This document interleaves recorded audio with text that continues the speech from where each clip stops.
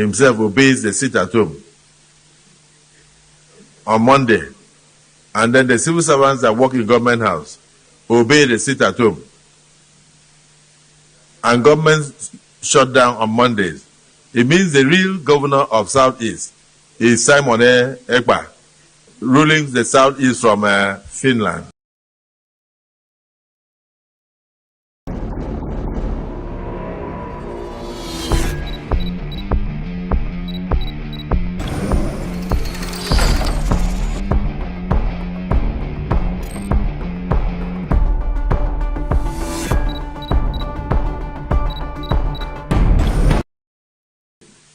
Himself obeys the sit at home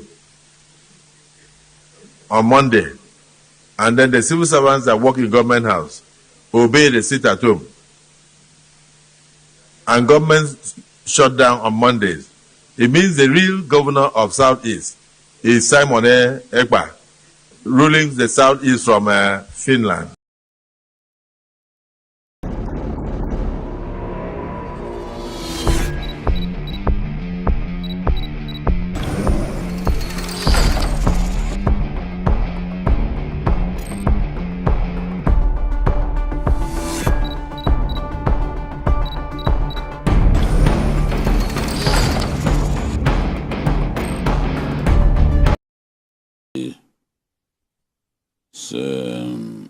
Simon Ekpa is looking like a bigger threat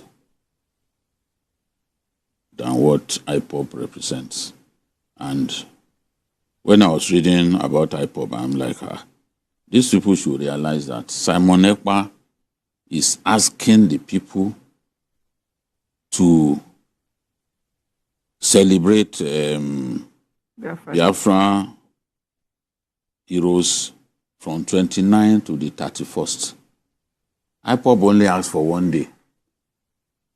That's May 30, which is the day that over the years they have celebrated the Biafran heroes. But Simon Ekpa is saying no, it has to be from the 29th to the 31st. That is a threat on its own that we have to deal with. Is the fact that, what does this tell us?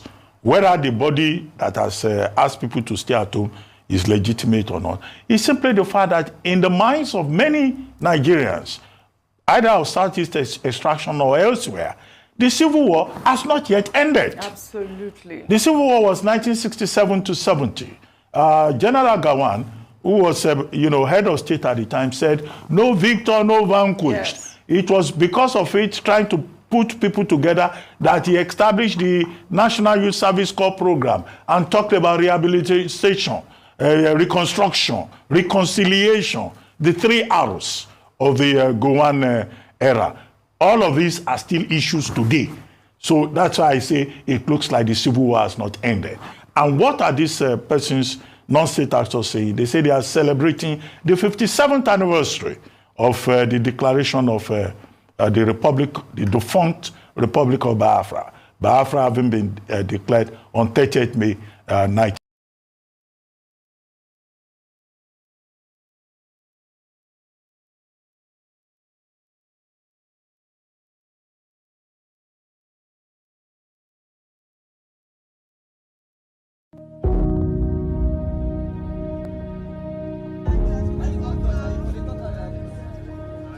The youth and women of Ofiominama arrived at town hall in adherence to the town crier's summons.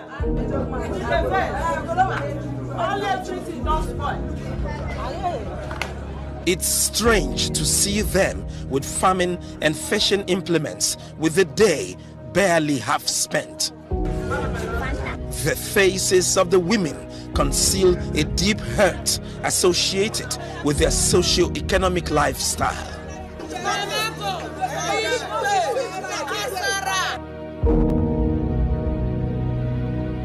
This fire when it starts since February, I tell you, say food no day, no fish, no crayfish, no isam for bush, even Ingbe oyster self no day, even this Nangolo, everything seafood.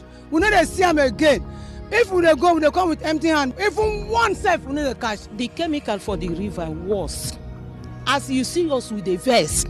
What did they take the chemical do? To carry quench the fire. And the chemical kill everything for the river. They won't kill us for hungry. If you look at our children, you go see small things them for their body. Now all these things they cause them. We don't know how this kind of sickness they carry come inside this community.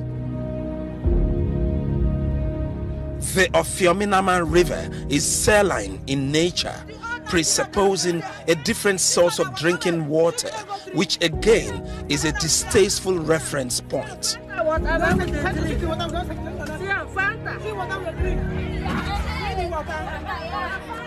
Water where we dey drink na Fanta. We dey talk about water. How woman people go live without water? Na Fanta say it is sweet or na the color. E no sweet. E no get taste. Light no dey. Water no dey. We dem try give us water na Fanta. Salt water na dem dey still dey pump for us. Make woman people drink. Make children drink. See children. Because of money, they no go school. Nothing, no food for us. See as the village dry. Because of say nothing to eat.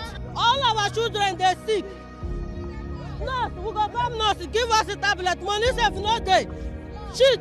The children they shit.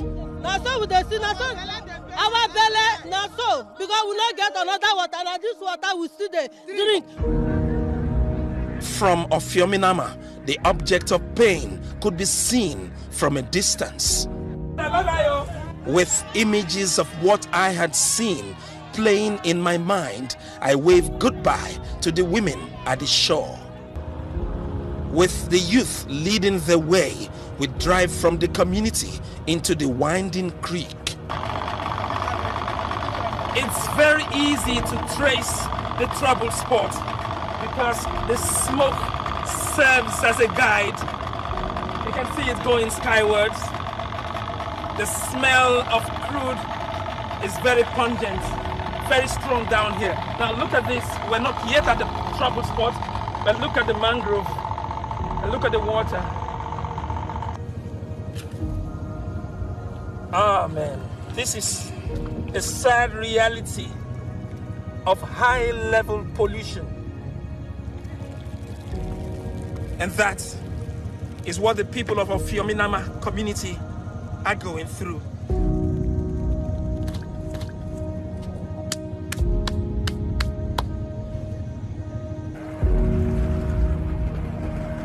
Just few meters further into the creek, the fire becomes more visible on Alakiri Well 9 of OML 18. The people say the well is operated by the Nigerian National Petroleum Company Limited after its February 24, 2023 takeover from Eraton, who had initially acquired it from Shell Petroleum Development Company on the 16th of May 2015. Then bring the well controllers in order to close the well, but we stayed there, wait for them to complete the assignment, but rather they pull all the instrument that is holding the gas to come out. Then the next day, when we come and try to work on the well, then the fire came out.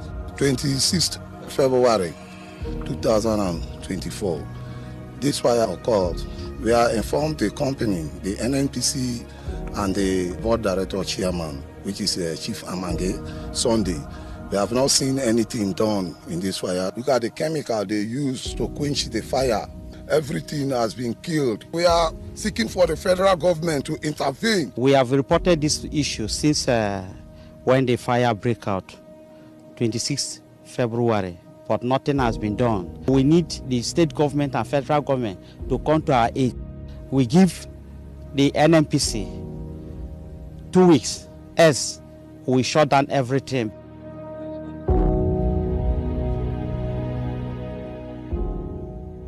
It appears it's a season of untamed fires on rivers close to oil-producing communities in Nigeria. Look at this one here in Ofiominama. It is likened to what is happening on the Atlantic Ocean, very close to Awoye in a larger local government area of Ondo State that has been raging for 4 years and counting. Now this is about 5 months old. The Rivers State government at this point in time needs to work with the federal government and of course the Nigerian National Petroleum Company Limited to extinguish the fire and provide some succor for the people whose agrarian lifestyle has been rudely interrupted, and maybe also provide some medicines for them to regain their health. From a Fiominama community, Okrika local government area of Rivers State, Ofieteme George, Arise News. I guess you might say, if you're looking for the definition of hell and a combined situation that you have both in Ondo State there, where this wellhead has been on fire for 4 years, and this of your Dimana that Ofieteme just reported on. What else could you describe as hell, if not that? Well, let's bring in Dr. Nimmo Bassi, who is the Executive Director of Health of Mother Earth Foundation. Ooh, thank you so much for joining us on this one. Thank you. Very sad report indeed. It is. It is really sad. And to think that these people have drawn the attention of the authorities or those involved and nothing still has been done. What do you make of this? It's not as though the authorities don't know about the level of damage that is going on in the Niger Delta. The authorities are very much aware of it. The problem is that the region has been designated a sacrificial zone.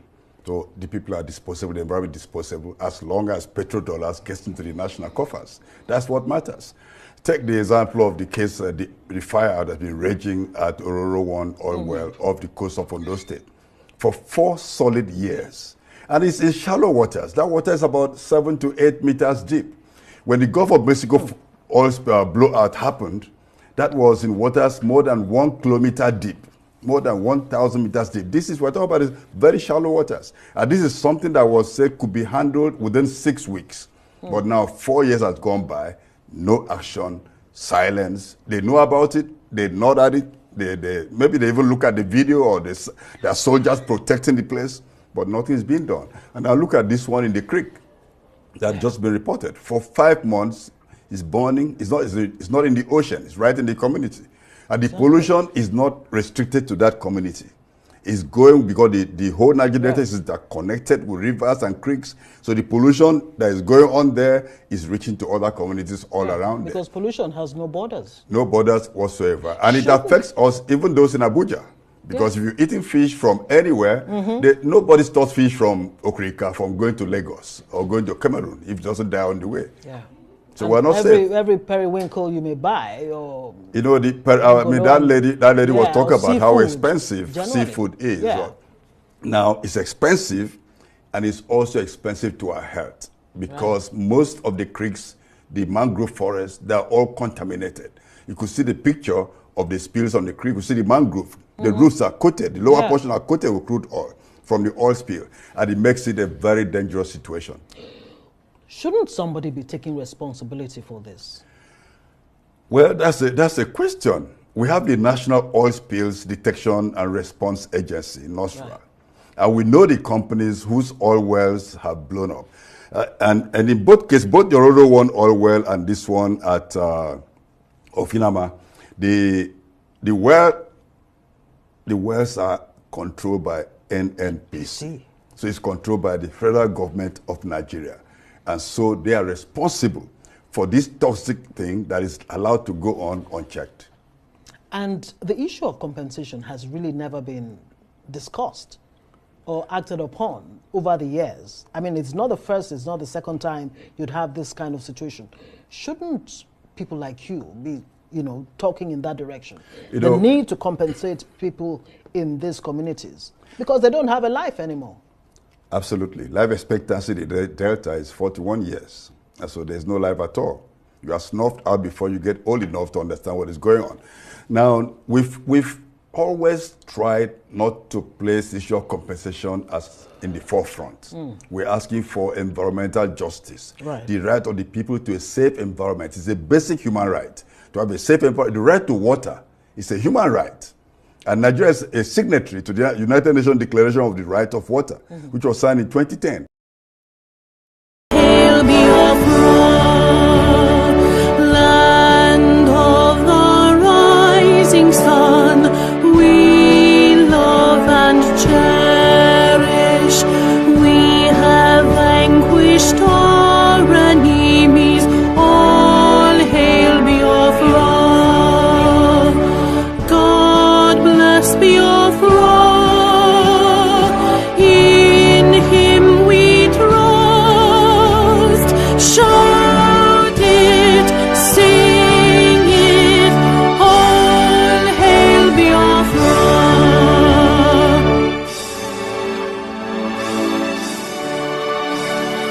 God bless Biafra.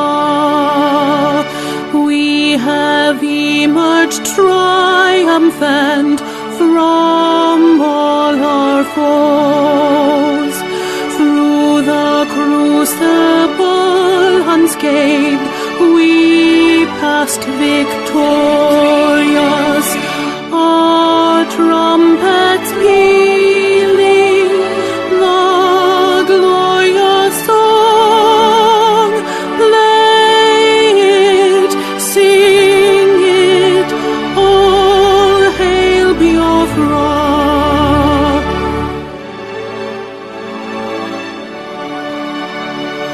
Oh, hail Biafra,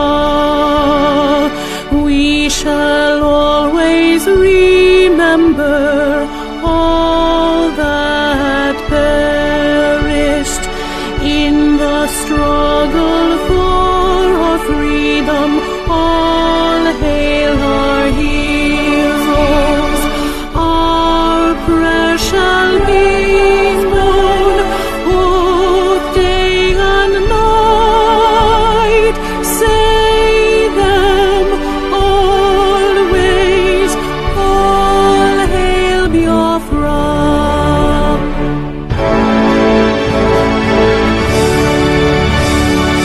All hail Biafra. Now our star shines everywhere. We crave humility. God guide and protect us all. All hail your wisdom, shielding us from fury, unleashed by our enlightenment. Biafra, Biafra, shining forever.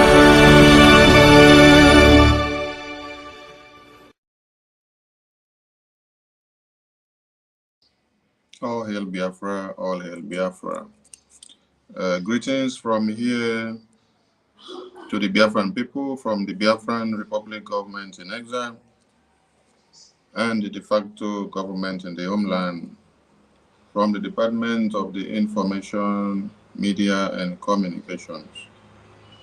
I salute all Biafrans and everyone keying into this program, and please, as you key in, do well to share and hit the like button so that the message can go far and wide.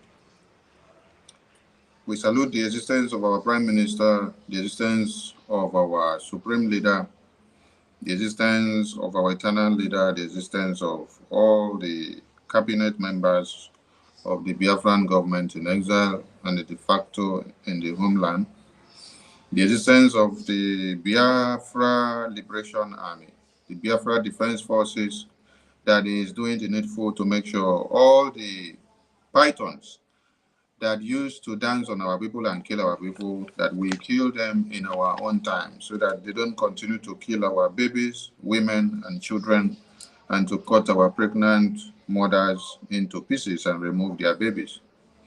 So, those pythons that used to kill us, and we cry, and we lament, and we protest, and we call on others to come to our aid, in 2024, we are killing all those pythons. And if you check the Prime Minister's pages, Prime Minister's page and the pages of the ministers of the BRGIE on the Twitter, which is where we post everything so that the world will see and know. You can be able to testify of how far we are killing the pythons and the terrorists that are coming to kill our women and children. Yes. Tomorrow is our general mega fundraising to all Biafrans all over the world. We need finance more than you could ever understand. For us to be able to expunge the terrorists and to keep Biafra a safe zone to our citizens, we need to acquire more weapons so that we can protect our land. This is a government, and this is not a mere organization or structure or group of people. No. It is a government speaking, and we speak as a government. So we have the power to kill every terrorist coming to kill our women, children, and men. You cannot turn our land into a bleeding field and expect to go home and enjoy yourselves. No. We are fighting the terrorist government that are sending terrorists to come and kill our women and children. We're not just fighting to kill the terrorists, we're fighting to restore our dear nation, the United States of Biafra. So if you're a Biafran and you're not keen into what the Prime Minister is doing, you're not doing yourself good. And do not wait until your own community is overrun by the terrorists before you wake up. Do not wait until when you hear that we have declared Biafra in December 2nd before you now say, let me go and see how far it has gone. Maybe too late for you to key into some things. To wake up now and be part and parcel of everything. So tomorrow is our mega fundraising. Be part of it, contribute in your own quota with all God has given you, and see how you make a difference in your life. Because every time you contribute to the liberation of the Biafran people, your businesses and endeavors and ideas and dreams and aspirations get expanded and increased. And God blesses you more and more and widens your territory, and you get more increase and replenishment. So don't stand on the fence. Come out, come down, come and join the Biafra liberation so that you will make Biafra to come in your own time, and your names will be amongst those that made it to happen. Yes, our leader is still behind bars in the hands of the terrorists, and we will stop at nothing but to continue to make sure we demand for his unconditional release. Whatever they are saying there is not our problem. He must be released, and he will be released. The administration of the Biafran government is ongoing, and that is where we are focusing on now. So the legal team are taking charge of the legal pattern while we are taking charge of restoring Biafra and defending motherland. So your responsibility as a Biafran is to follow Uno Road, follow the Prime Minister. Yes, I've come on a very short note, unannounced, and I'm not going to stay too long because a lot are going on. I just want the entire world and the Biafran people to understand and pick a point from the video that I played to the beginning of this program. You can see that there has been environmental genocide. There has been the blockade of our resources and money and our innovations and development and inclusiveness in governance of the end of the Biafran people. We've been emasculated in many ways, and we've been on the rough edge because we've always wanted one Nigeria to work for everyone. But as it stands now, enough is enough. Our good no go kill us, and we cannot allow our good to kill us even in this 2024 and this 21st century. Yes, we are not going to work for others to enjoy and to gain again. We are not going to work to the interest of others again, while we continue to pay the price and continue to bear the brunt of one Nigeria. Whereby, at the end of the day, the same people that we are working to see that they are salvaged, they will come back mocking at us, and we are the ones dying while they continue to enjoy their lives. No, it will not happen again. That is why in 2024, we have taken a stand. In 2023, we have taken a stand. There is a government, and we will do everything and make sure that Biafra is restored and we destroy every terrorist that coming to kill our women and children.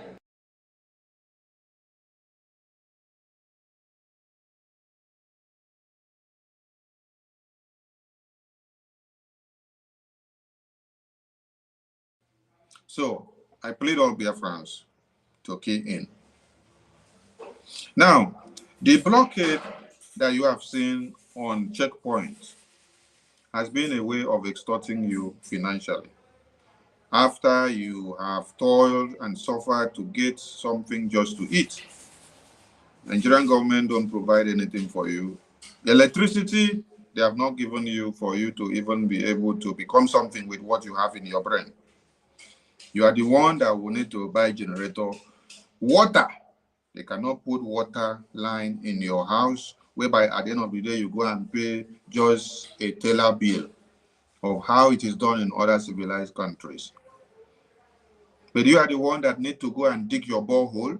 You are the one that need to go and pipe your house and then see a way of getting water, clean water, so that you can drink. The schools that you go are not subsidized for you. You have no grant. In other countries, the resources where the government extracts, the revenues are used to the satisfaction of the citizenry. You are the one toiling and making sure you survive on your own, whichever way that you can, the way and manner you survive. Nobody wants to know. Now, when you look at Kenya, Kenya has a minimum wage of $117 or thereabout, while Nigeria minimum wage is not up to $30. Nigeria minimum wage is not up to $25. But Kenya minimum wage is $117. Do you understand the point? Now, Kenya is not 1/3 as rich as Nigeria is.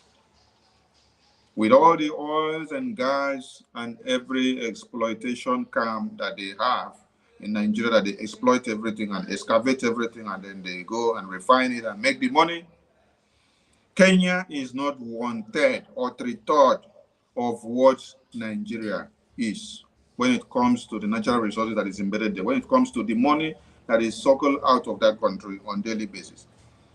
But you see that in Kenya, their minimum wage is $117 going upward. Whereas in Nigeria, your minimum wage is not up to $25. Now, the Biafran people in these oil communities, not just the oil communities, every part of Biafra land, because the fish that has been killed in this oil and gas polluted and exploitation camp in one part of Biafra land is the same water that encompasses everything that goes to the other side. So when you hear Biafra land, the water or the ocean or the sea that, or the stream or the lake that you see this water where the fish here is polluted and destroyed and killed, it is the same water that is linked to Oron. Now we are talking of River State. It is the same water that is linked to Delta State. It is the same water that is linked to Bayelsa. It is the same water that is linked to Enugu. It is the same water that is linked to Anambra. The same water is linked to Abia. The same water is linked to Calabar. The same water is linked to every part of Biafra land. So when one part of Biafra land water is contaminated, the rivers goes down to the other side and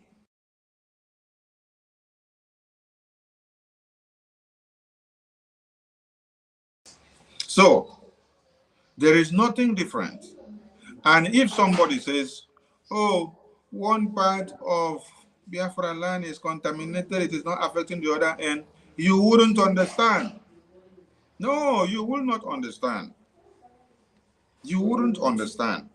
Because the same thing that happens in the Rivers community is the same thing that has affected Delta, Bayelsa, Akwa Ibom, Enugu, Imo, Abia, Anambra, Ebonyi, and Cross River. You see, the food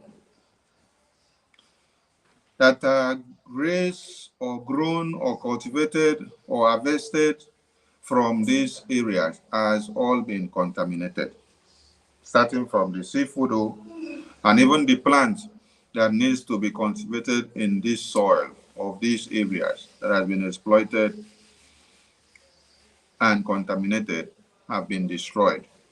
If you plant cassava stem where the soil has been contaminated, what do you think will happen to that cassava stem?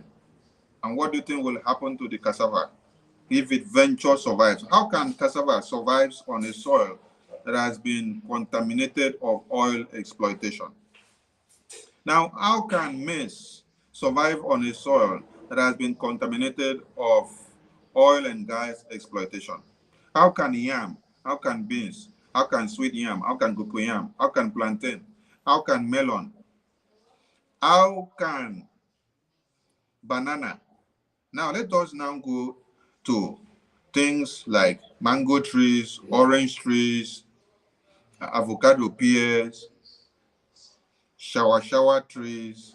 There are trees that are in the forest and many other trees that you see around that we grow some fruit and then we pluck them, we sell, and then we make ends meet, and we also eat.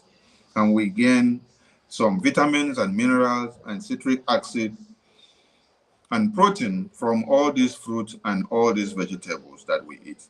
So by the time all these areas and all these things has been contaminated, what becomes of our soil? What becomes of our environment? What becomes of our livelihood? What becomes of our body?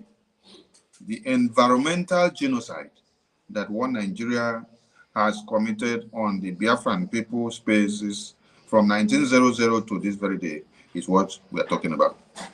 And this is one of the key points and one of the reasons why every Biafran must understand that Nigeria that has polluted and exploited and contaminated your lands and everything that you have since 1900 till this very day cannot, in this very 24, change their mind and then start giving you a better land or community. No. It is from this same land, from this same exploitation camp, that they have done this thing in 1966 to 70s. The money that was used to fund the genocide against the Biafran people by the Nigerian government and the USSR and American government and the British government and the Arab nations and the OAU and the Nigerian terrorists themselves, all the money that was used against us and to procure all the weapons within the genocide of 66 to 70s, all this money was taken from the proceeds of this oil and gas exploitation that was done in this camp. They did it, they got away with it, they used the same money again to procure the weapons to use it to kill our women and children. Now, they hear that Simon Ekpa, the Prime Minister of Biafra, has rekindled the fire and he has ignited it from where they did not expect. He has formed a government of Biafra and he has set up the army wing to defend the territory and to kill every python that is coming to kill our women and children and to protect motherland and for us to restore the United States of Biafra. Oh, all head let loose now. And they now wake up and they are shouting. You now hear them, they want to create new states. The new state that they created within the genocidal war, how far has the new state helped to solve any problem? The next thing you hear, they say, oh, they are going to go back into regional government, they create another regional nonsense. Inside the war of 66 to 70s, that was when new states were created. The new states were created for a reason. They said, if we see, and when we see that the eastern region wants to secede and they will not allow us to hear word, we will create core states amongst them to use it as a divide and rule and divide and conquer and divide and destroy them and create dissociation and enmity amongst them so that we can continue to conquer them. Biafran people, we are in 2024. We are not in 1966 to 70s anymore. And we cannot go back the end of time. We have to be going forward. And the strides and efforts and the decisions that the Prime Minister is making with his government is the one that will move you to the promised land. Now, for as far as the Nigerian government suckles and exploits all the oil and gas and every resources embedded in your lands and Biafra land becomes a sacrificial zone to Nigeria economy. That is the true nature of what has been happening. Biafra land has been a sacrificial zone to revamp and to take care and to sustain the entirety of Nigeria.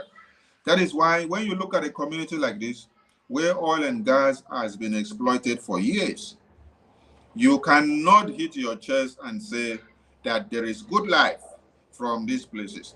But this is the place that is giving Nigeria all the money on a daily basis. This is the place that has been giving Nigeria all the money for them to pay the salaries of the senators, the salaries of the ministers, the salaries of the governors, the salaries of every parastatal that they have in one Nigeria. The sacrificial zone to make sure the pocket and the coffers of Nigerian government is kicking and healthy and standing strong is Biafra land. Is the whole eastern region of Biafra. So the way and manner the fishes in the river in these places die, the way and manner the chemicals that they put there, and then the people will still drink of that same water, and the children and babies and pregnant women drink of this same water, and then they now start having pores on their body, they now start having infections on their body. The way and manner all these exploitations are done, it doesn't really matter to the Nigerian government. What matters is that they have made this zone their sacrificial zone to be able to make all the money from one Nigeria, for Nigeria to be answering the judgment of Africa.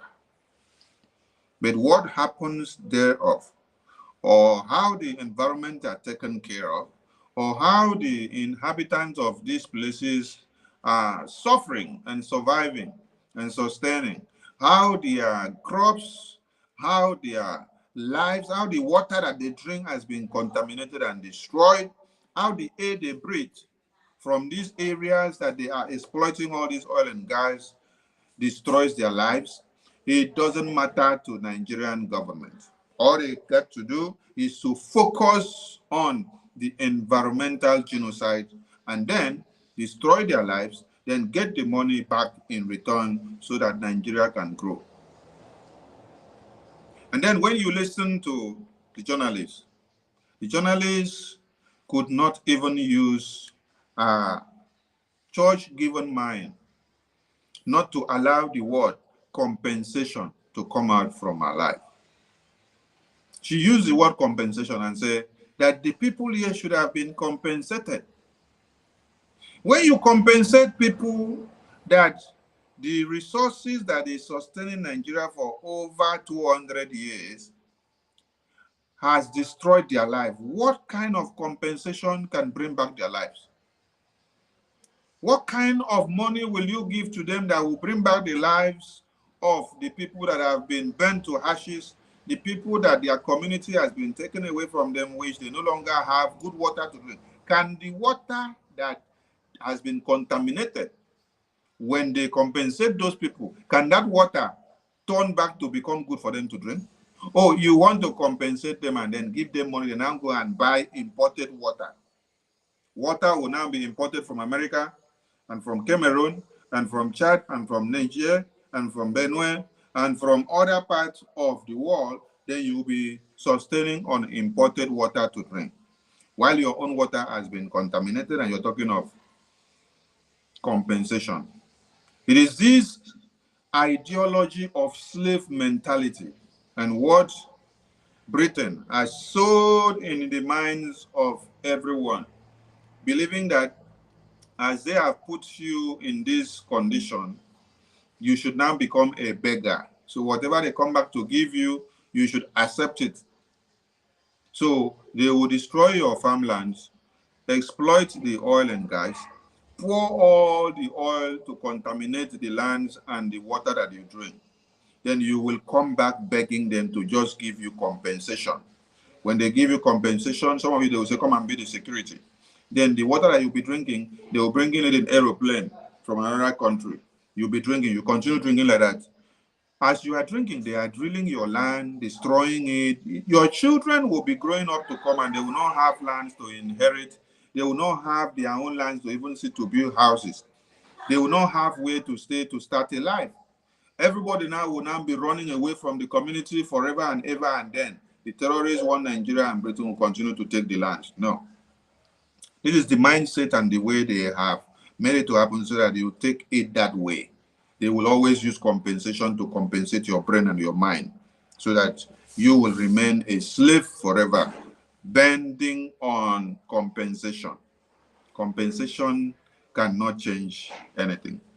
Now, this pollution that you have seen, this environmental genocide on the Biafran people, was not caused by the indigenous persons of this land, was not caused by the Biafran people. It was caused by the federal government of Nigeria. It was caused by Britain. It was caused by the companies that they imported to those places, sell off those oil wells, and then give it to them and make them ownership. Oil wells that are embedded in my own fatherland. It is now ownership of another person. They now tell me that it is another person that is in Britain that owns it. There is another person that is in Kafanchan, that is in Abuja, that is from the far north. Sultan of Sokoto is now the owner of the oil well that is in my own fatherland. How long will you allow that to continue? This is why the Biafran government has come to end this environmental genocide. One, Nigeria has used different types of warfare, methods of warfare against the Biafran people. The checkpoint is one. Emasculating you from the government and inclusiveness of everything in the administrative architecture of one Nigeria is another one. You don't know anything about the security. It is the Fulani terrorists that are only the ones in charge of the security. Then they now use environmental genocide to kill you.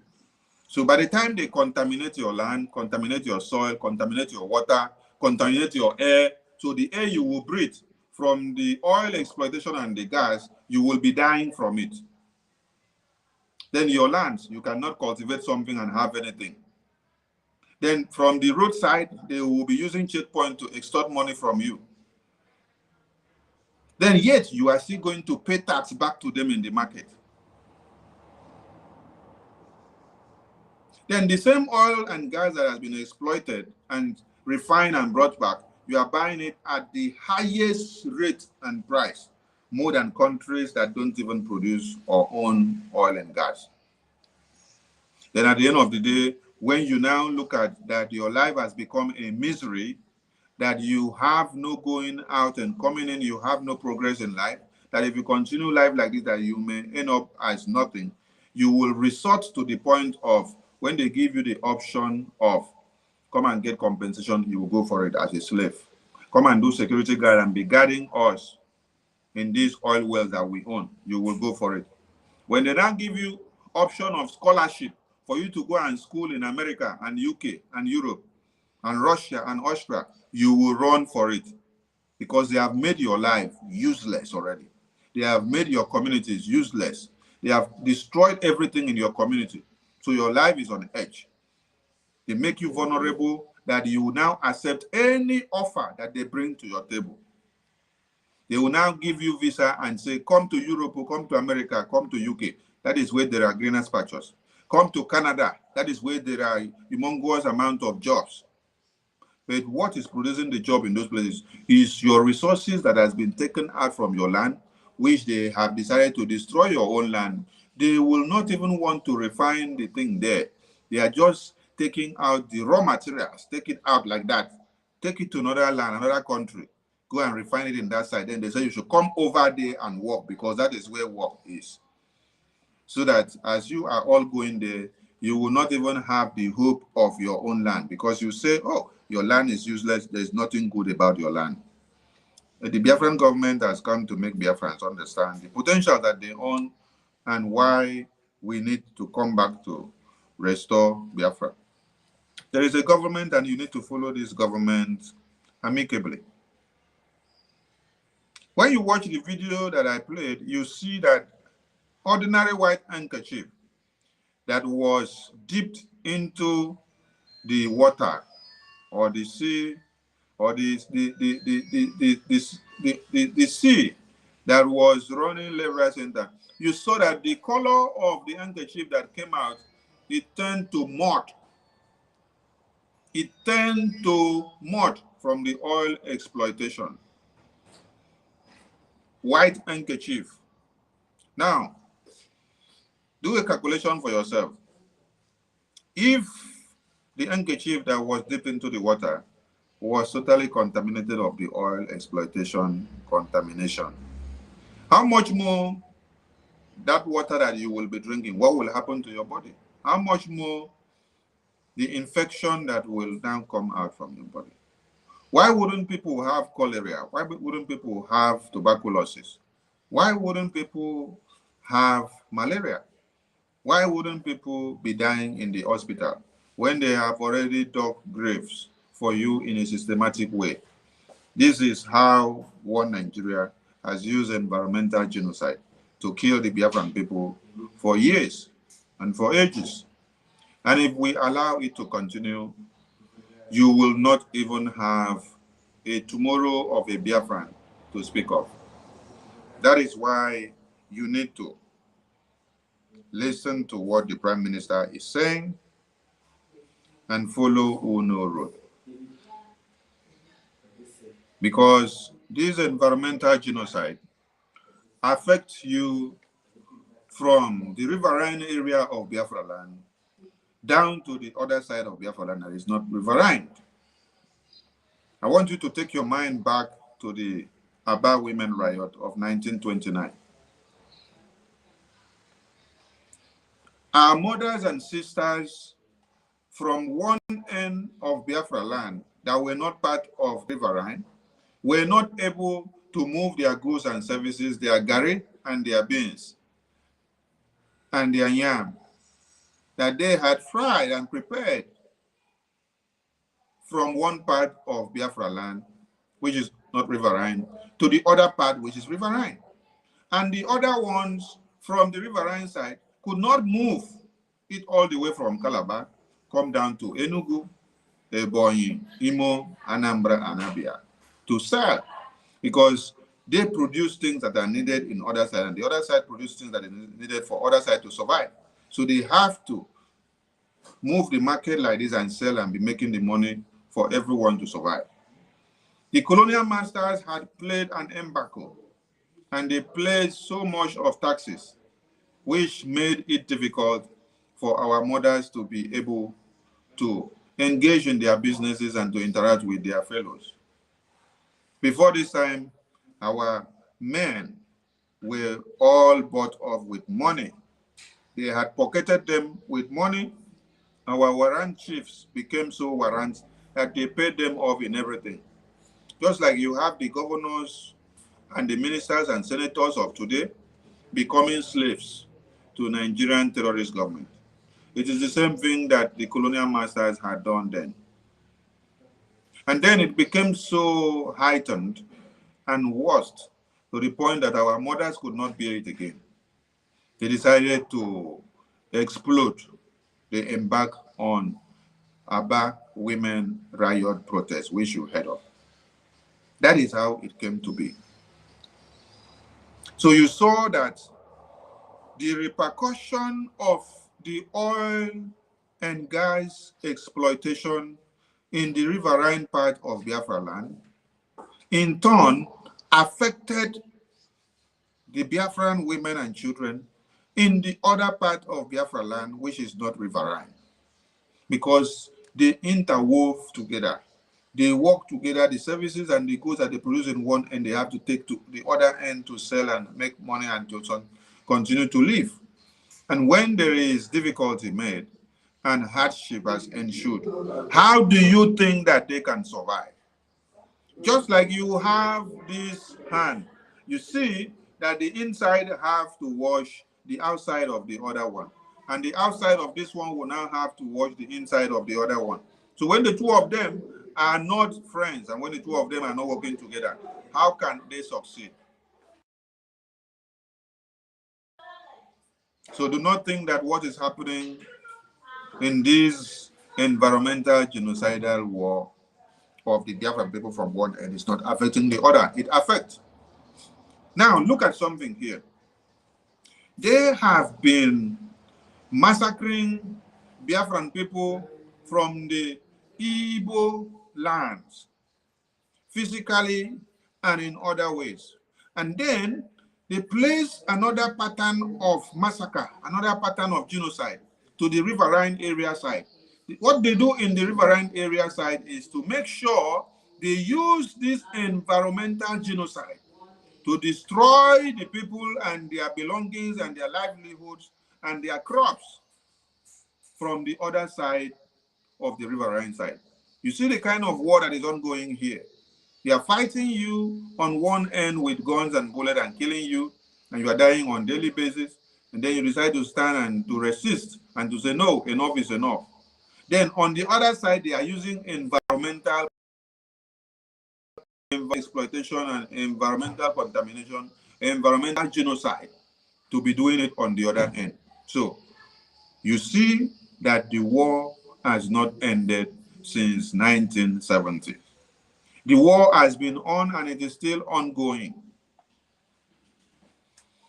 So it is to this end that every Biafran needs to understand that we have a duty.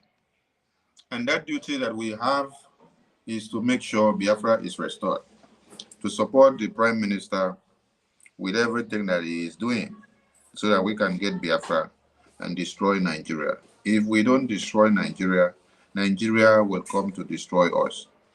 That is why every man and woman as a Biafran, you must support the Biafran government in exile, because the same environmental genocide that is committed against our brothers and sisters from the other end of Biafra is the same pattern in a different form that is being used against us in the other side of Biafra land. So there is no part of Biafra land that is not experiencing the genocide and slaughter and massacre. Everything is happening in a systematic manner. They either use the senators, the ministers, the governors, the paramount rulers, the chiefs, the police in uniforms, the army, the navies in uniforms, the Air Force in uniforms, the civil defense in uniforms, or they now use environmental genocide, just like they are doing in the riverine areas, where they exploit and then contaminate and then leave your lands destroyed. You will now be drinking from such water and you are dying. You will now be eating of such crops and you are dying. The fishes in the river will all be killed. All the seabed and all the seafoods will all be destroyed. Now, there is one thing some of you need to also understand. At times, when you are trying to dig borehole or to dig water, they put the drilling bit is going down, going down, going down, going down. All of a sudden, they say fire is coming out or gas is coming out, and then fire starts emitting. Like that one that you see there. Have you asked yourself, why is it that the fire and the gas is so rampantly coming out whenever they are drilling anything in Biafra land? Why is it not so happening in other parts of Nigeria? When the seabeds are dying, and when all these crops are dying, and all these seabeds that are dying, they have oil extract in their body. The more they are dying, they are decomposing into the earth crust. And they are going down, going down, going down. embedded in between the rocks. So when you're now drilling and drilling, you get to the point where the level of those oil and gas that has been decomposed and extracted from the seabeds and every seafood that have been destroyed are stocked between the rocks. You will now see the emission of gas and oil, and then fire will start coming out, and they will be saying, oh, how come? Why wouldn't there be so much composition of oil and gas in every part of the soil of Biafra land? When you are killing all the seabeds every day, as you are killing them, you're not taking care of the environment. You're killing them, you're not even doing anything to revamp the situation. Everything is now going back to the earth crust. Everything is going back to the earth crust, and it is stocking. That is why in one community, you may end up having like 100 oil wells in one community. And there are some other communities that you have not even discovered oil and gas yet. By the time you go and start digging, you will still get oil and gas every part of Biafra land, starting from Enugu, Imo, Anambra, Bayelsa, Ebonyi, Delta, Rivers, Akwa Ibom, and Cross River. Go to all those places. Go and start checking. You will be getting all these things that I am saying. Because the more they are contaminating our land, the more they are contaminating the water. All those dead fishes and those dead seabeds, they are going to go and decompose and to stay within the rocks. They are stocking there. The gas and the oil is stocking there. So tomorrow when you are digging, you go and hit. When you have gone to hit the level where you're not supposed to hit, the thing now will spark out from the rocks and start emitting the gas, start emitting fire. And you have the most useless set of countries so far that they cannot even know how to control the fire or to channel that fire into something else to be able to produce energy or to produce something to the country. That is how useless the country has been. Because in Biafra, we will take care of our environment. It will not become a genocide to the people. The exploitation that they are doing now will not be exploitation. It will be exploration of natural resources. And then it will be enabling environment for the youth to be able to get jobs opportunities. Because all these places that you see that all these things are happening are where the youth are supposed to get job employment. If you now set up a team of going to cope this environmental pollution now, you see that you have created a job. And thereafter, we curtail that fire and then channel it into something else to be able to become a product that will be useful to the country or to the nations or to the people. People will be employed to work there and they'll be making money on a daily basis. Everything now will now become economic based. But you see, what Nigeria is doing is that they just make Biafra land the sacrificial zone to be making the money, and then they don't give a damn about how they have exploited and destroyed and contaminated the land. I salute Biafran people. Please remember to key in by 9 p.m. Biafra time. The finance minister of the Biafran Republic government in exile and de facto and the homeland will be live and direct with his team, and the media team are hereby advised to televise from all platforms. Yes, tomorrow is the mega fundraising, and today he's going to be here with his team to create more awareness and to talk to Biafrans and to awaken their mindset so that they will understand what they need to do about their freedom and their contributions. I salute all of you.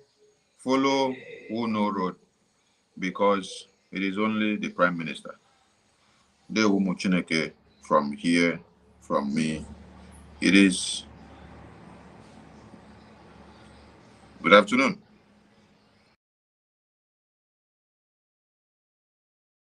At Ororo 1 oil well off the coast of Ondo State for 4 solid years. And it's in shallow waters. That water is about 7 to 8 meters deep. When the Gulf of Mexico oil blowout happened, that was in waters more than 1 kilometer deep, more than 1,000 meters deep. This is, we're talking about, is very shallow waters. And this is something that was said could be handled within 6 weeks. But now 4 years has gone by, no action, silence. They know about it, they nod at it, maybe they even look at the video, or there are soldiers protecting the place, but nothing's been done. And now look at this one in the creek that just been reported. For 5 months, it's burning. It's not in the ocean. It's right in the community. And the pollution is not restricted to that community. It's going, because the whole Niger Delta is connected with rivers and creeks. So the pollution that is going on there is reaching to other communities all around there. Because pollution has no borders. No borders whatsoever. And it affects us, even those in Abuja. Because if you're eating fish from anywhere, nobody stores fish from Okrika, from going to Lagos or going to Cameroon, if it doesn't die on the way. Yeah.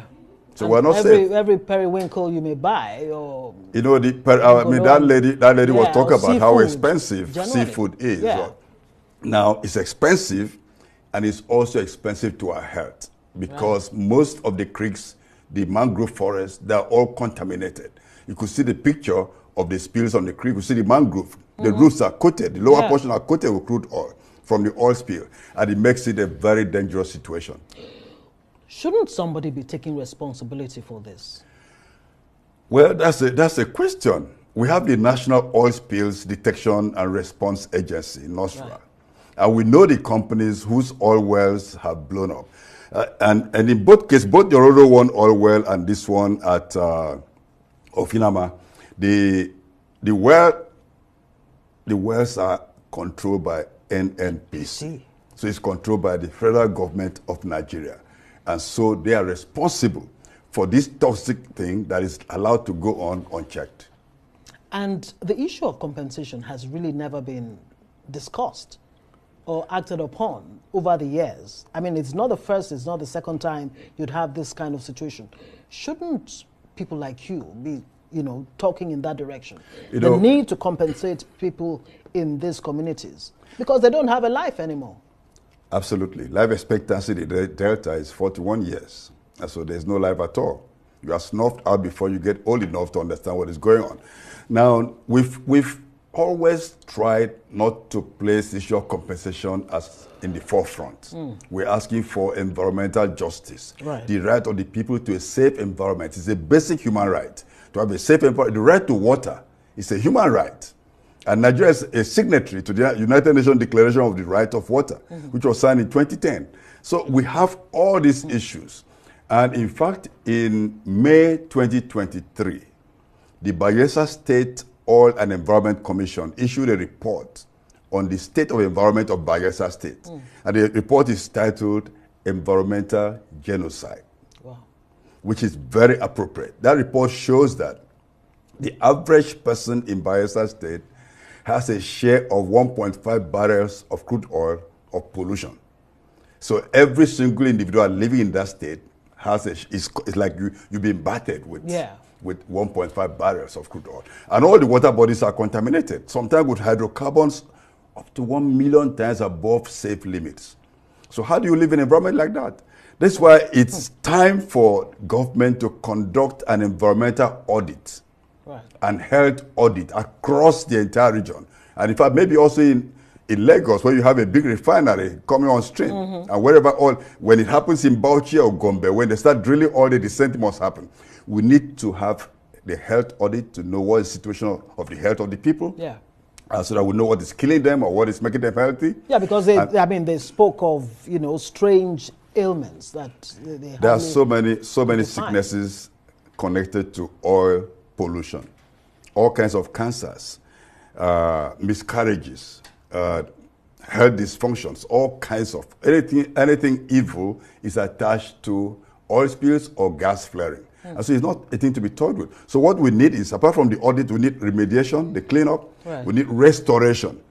Cleanup is not enough. You have to restore the environment so that people's lives can be restored. Replant the mangroves. And then, of course, reparation, which you mentioned. Compensation is essential because the people have lost everything and they deserve to be compensated. And stress more on the economic and environmental impacts of this, fires and oil spills in the region. What are we looking at in concrete terms? You know, the way I like to sum it up is that if all the money Nigeria has ever earned from crude oil were to be used in cleaning up the Niger Delta, it may not be sufficient. Because the recklessness with which the corporations, the companies are operating, you can't find it anywhere else. No other region in the world is as polluted as this region in Nigeria with hydrocarbons. There's nowhere else. And so the whole oil economy is a negative economy. If you want to check what will happen, how many lifetimes it's going to take to restore the environment, and we have to start now. Because before we know it, in the coming decades, oil will become a kind of resource that is not so much needed in the world. The world is moving. The world is transiting to renewable energies. Absolutely. In fact, some countries are no longer manufacturing internal combustion cars, cars with internal combustion engines. And so before you know it, and this is going to be the reality. In another 5-10 years, that will be the reality for and this so will be many. This will be the symmetry of abandoned equipments. Very sad. That's a grim picture that you paint there. So how do we take this back? How do we begin the process of remediation that you talk about? Well, can we really get the Niger Delta back to the pristine time? It will take more than one lifetime, but that's why we have to start now. The Ogoni cleanup is an example of how difficult it is to clean just a small part of the Delta. The Ogoni region is not the most contaminated. It's very highly contaminated. But there are other places like in Biafra where there's always an oil spill almost every day. There are some heavily contaminated areas like Karama communities and others. And so we need to begin now. And, we need to, when the cleanup begins beyond Ogoni, we should engage the best hands. It doesn't have to be, we don't have to play the politics of local content over everything. You need people who have expertise, who have the equipment and the technology to deal with this problem at the scale that we're seeing around us. If we just play, we'll make it a job for the boys, then of course we're going to get the money, you don't live to enjoy it. It's even interesting you talk about training and ensuring that the skilled manpower is there. But unfortunately, it's not there right now. So there's a need for Nigeria to reach out to the international community. Is that what you're saying? And I'm thinking the amnesty program, where you had training for so many, repentant terrorists, for want of a better... Militants. Militants, thank you very much. That's the word I was looking for. All these repentant militants, couldn't we have, plowed the 65 or so billion?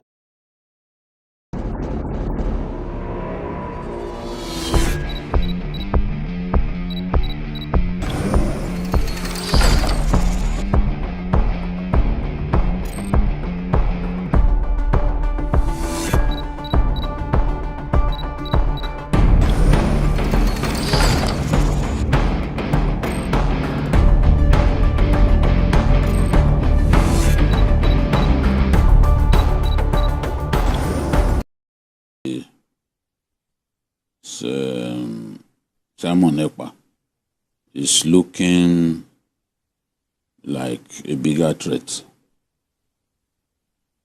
than what IPOB represents. And when I was reading about IPOB, I'm like, these people should realize that Simon Ekpa is asking the people to celebrate Biafra heroes from 29 to the 31st. IPOB only asked for one day. That's May 30, which is the day that over the years they had celebrated the Biafran heroes. But Simon Ekpa is saying no. It has to be from the 29th to the 31st. That is a threat on its own that we have to deal with. Is the fact that, what does this tell us? Whether the body that has asked people to stay at home is legitimate or not. It's simply the fact that in the minds of many Nigerians, either of Southeast extraction or elsewhere, the Civil War has not yet ended. Absolutely. The Civil War was 1967 to 70. General Gawan, who was head of state at the time, said, no victor, no vanquished. Yes. It was because of it trying to put people together that he established the National Youth Service Corps program and talked about rehabilitation, reconstruction, reconciliation, the 3 R's of the Gowon era. All of these are still issues today. So that's why I say it looks like the civil war has not ended. And what are these persons, non-state actors, saying? They say they are celebrating the 57th anniversary of the declaration of the Republic, the defunct Republic of Biafra. Biafra having been declared on 30th May 19.